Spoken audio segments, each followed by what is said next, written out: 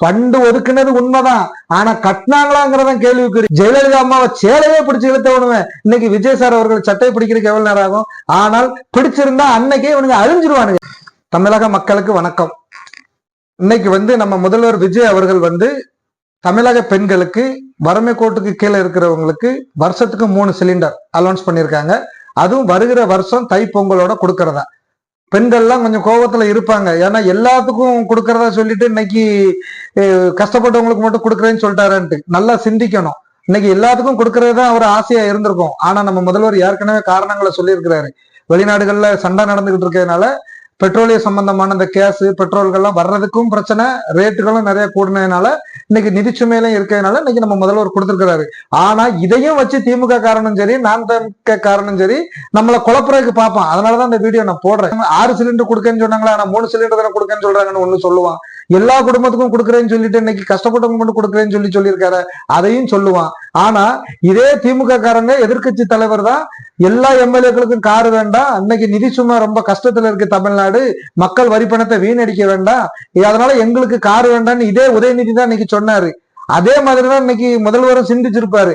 பணம் இருக்கிறவங்க வசதி இருக்கிறவங்களுக்கு சிலிண்டர் தேவையில்ல இலவசமா, ரொம்ப கஷ்டப்பட்டவங்களுக்கு உண்மையிலே அவங்க வாங்க முடியாத சூழ்நிலை இருக்கிறவங்களுக்கு கொடுக்குறோம் அப்படின்னு சொன்னா நம்ம பாராட்டணும். இன்னைக்கு சாப்பாடு இல்லாதவனுக்கு சாப்பாடு போட்டாதான் பெருமை.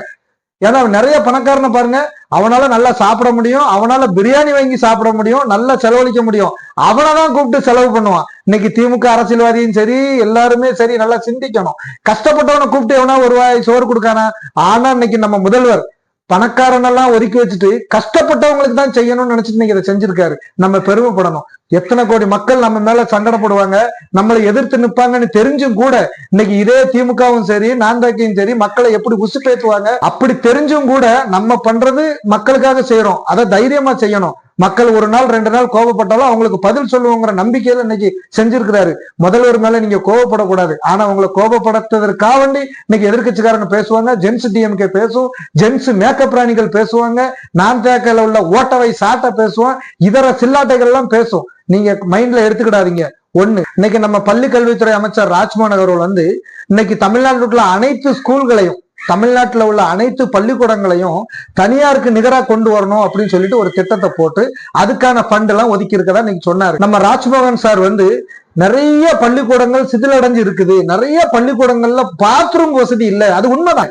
ஆனா இன்னைக்கு நம்ம பள்ளி கல்வித்துறை அமைச்சர் நிறைய பள்ளிக்கூடங்களுக்கு பாத்ரூம் வசதி இல்லை அப்படின்னு சொன்ன உடனே எதிர்கட்சியில இருந்து எந்திரிச்சு நேரு அப்படிங்கிறவர் என்ன சொன்னாரு, நாங்களும் ஃபண்ட் ஒதுக்கணும் பாத்ரூம் கட்டுறதுக்கு அப்படிதான் சொன்னார ஒழிய இது பள்ளிக்கூடத்துல பாத்ரூம் கட்டி இருக்காங்க நாங்க போய் பார்த்தோம் நீங்களும் போய் பாத்துக்கிடுங்கன்னு ஒரு சொல்லல. ஃபண்டு ஒதுக்குனது உண்மைதான், ஆனா கட்டினாங்களாங்கிறத கேள்விக்குறி. திமுகனாலே திருட்டு கும்பல். இதுல ஒரு உண்மையை நீங்க புரிஞ்சுக்கிடணும். அனைத்து பள்ளிக்கூடங்களுக்கும் பாத்ரூம் கட்டுறதுக்கு திமுக அரசு நிதி ஒதுக்கி இருக்காங்க. அப்படி இருக்கும்போது அனைத்து அரசு பள்ளிக்கூடங்களிலும் பாத்ரூம் வசதி செய்யப்பட்டு கொடுத்திருக்கா அப்படிங்கிறத அவங்க ஊர்ல இருக்கிறவங்க போய் உங்க ஸ்கூல்களை நீங்க செக் பண்ணுங்க, திமுகவோட முகம் தெரிஞ்சிடும். இல்லத்தால பாத்தீங்கன்னா நம்ம முதல்வர் விஜய் அவர்கள் இலவசமா பஸ், இது வரைக்கும் டவுன் பஸ் போய்கிட்டு இருந்துச்சு, இன்னைக்கு எல்எஸ்எஸ் டிஸ்ட்ரிக்ட் பஸ் அப்படி நிறைய பஸ்கள் இன்னைக்கு கொடுத்திருக்கதா இன்னைக்கு அலௌன்ஸ் பண்ணிருக்க. எதிர்கட்சிக்காரங்க சொல்றதெல்லாம் நம்ம காதுல போடக்கூடாது.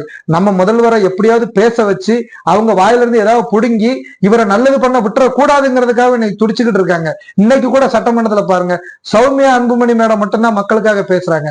2-3 தேவக்க எம்எல்ஏக்களும் இன்னைக்கு பேசுறவங்க எல்லாம் மக்களுக்காக பேசுறாங்க. இதே திமுகவா இருக்கட்டும் ஏடிஎம்காவா இருக்கட்டும் மக்கள் தொகுதிக்காக இன்னைக்கு பேசியிருக்காங்களா? ஆனா இன்னைக்கு நம்ம முதல்வர் 234 தொகுதிகளும் நல்லா பாத்துக்கணும்னு சொல்லிட்டு உத்தரவு போட்டுக்கிறாரு.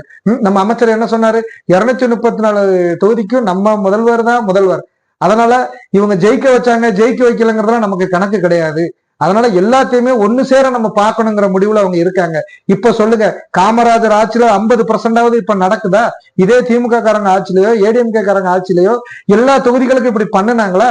பண்ணலையே. இன்னைக்கு குளத்தூர் தொகுதியை மேம்பாடா வச்சிருக்கேன்னு சொன்னாரு, ஆனா தோத்துட்டாரு. காரணம், மற்ற தொகுதிகளுக்கு அவர் செய்யல. அப்ப நம்மளை ஏமாத்திருக்கோங்கிறது அந்த மக்களுக்கே தெரிஞ்சுதானே அவரை தோக்கடிச்சாங்க. அதே மாதிரி இன்னைக்கு நமக்கு ஒரு நல்ல முதல்வர் கிடைச்சிருக்கிறாரு. இப்படிப்பட்ட ஒரு முதல்வரை நம்ம நழுவ விட்டுறக்கூடாது. எதிர்கட்சிக்காரங்க என்ன சொன்னாலும் நம்ம அதை கேட்டுக்கிடணும், ஆனா சிந்திச்சுதான் முடிவு எடுக்கணும். அதுக்காண்டி எதிர்கட்சிக்காரங்க சொல்றதெல்லாம் பொய்ன்னு நினைச்சு நம்ம தள்ளி விட்டுறக்கூடாது. அதை கேட்டுக்கிட்டு நம்ம அதுக்கு பிறகு சிந்திச்சு முடிவு எடுக்கணும். அப்பந்தான் இதுல ஒரு உண்மைத்தன்மை தெரியும். நம்ம முதல்வர் எப்படிங்கிறது மக்களுக்கே தெரிய வரும். இன்னைக்கு இவ்வளவு தைரியமா இன்னைக்கு நேரலை வச்சிருக்கிறாரு. ஆனா நேரலையும் இன்னைக்கு குறை சொல்ற மாதிரி தானே இன்னைக்கு உதயநிதி அவர்கள் பேசுறாங்க. ஏன்னா நேரலை இல்லைன்னா சண்டை போட்டுக்கிடலாம், சண்டை போட்டுட்டு மக்கள் முன்னாடி வந்து நல்ல பேரா பேசிக்கலாம். இன்னைக்கு கடந்த ஆட்சியில பாருங்க ஒரு சில வீடியோக்கள் இப்ப வந்துகிட்டு இருக்கு. அவங்க பேப்பரை கழிச்சு வீசுறது என்ன, நாற்காலிகளை தள்ளி விடுறது என்ன, ரவுடிகள் ராஜ்யம் பண்ணது இந்த திமுக காரங்க தானே. இன்னைக்கு அதுக்கு வழி இல்லை. ஏன்னா மக்கள் நேரடியா பாத்துருவாங்க. இன்னைக்கு இந்த நேரலை இல்லைன்னா அப்பவே விஜய் அவர்கள் சட்டையை கூட இவனுக்கு பிடிச்சு இழுத்துருப்பானுங்க. ஏன்னா ஜெயலலிதா அம்மாவை சேலையே பிடிச்சு இழுத்தவனுவேன் இன்னைக்கு விஜய் சார் அவர்கள் சட்டையை பிடிக்கிறதுக்கு எவ்வளவு நேரம் ஆகும். ஆனால் பிடிச்சிருந்தா அன்னைக்கே இவனுங்க அழிஞ்சிருவானுங்க. அதுதான் உண்மை.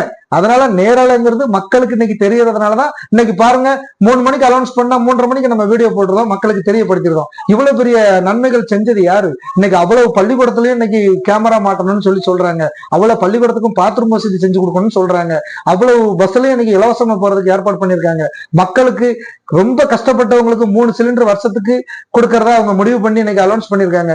அப்போ இதுக்கு மேல மக்களுக்கு என்ன செய்ய முடியும்? அடுத்தால விவசாய கடனும் தள்ளுபடி பண்ணிருக்காங்க. இன்னும் தள்ளுபடி பண்றதுக்கு வாய்ப்பு இருக்கலாம். கொஞ்சம் கொஞ்சமா தான் கிடைக்கும். அதாவது இன்னைக்கு 4 பிள்ளைகள் இருக்கு, சாப்பாடு கம்மியா தான் இருக்குன்னா அதை நம்ம ஆலோசனை பண்ணி எல்லா பிள்ளைகளுக்கும் சேர்ற மாதிரி கொடுக்கணும். திருப்பி நமக்கு வரும்போது நம்ம வயிறார சாப்பிட்டுக்கலாம். அது வரைக்கும் உயிர் வாழ்றதுக்கு தகுதியான சாப்பாடு நமக்கு கிடைக்குதா? அதே மாதிரிதான் இன்னைக்கு எல்லா மக்களுக்கும் எல்லாம் கொஞ்சம் கொஞ்சமாவது கிடைச்சி அவங்கள கொஞ்சம் உயிர் துடிப்போட வச்சுக்கிட்டு நமக்கு எல்லா வசதியும் வந்து இன்னைக்கு தொழில் பெருக்குறாங்க. இன்னைக்கு எங்கிறதுலாம் நமக்கு வருமானம் வருதோ அதெல்லாம் நம்ம வாங்கி இந்த அரசாங்கத்துல கணக்கு பார்த்து மிச்சம் இருக்கிறதெல்லாம் மக்களுக்கு தானே. ஏன்னா இந்த ஆட்சி ஊழலற்ற ஆட்சின்னு எல்லாத்துக்கும் தெரிஞ்சு போச்சு. இப்படி இவனுக்கு ஊழல் பண்ணாம இருந்தா நம்ம ஆயுசுக்கும் வர முடியாதோ அப்படிங்கிற எண்ணத்துலதான் இவனுக்கு உள்ள கடந்து கொய்யாமையான்னு குதிச்சுக்கிட்டு இருக்காங்க. இதை சிந்திக்கணும் மக்கள்.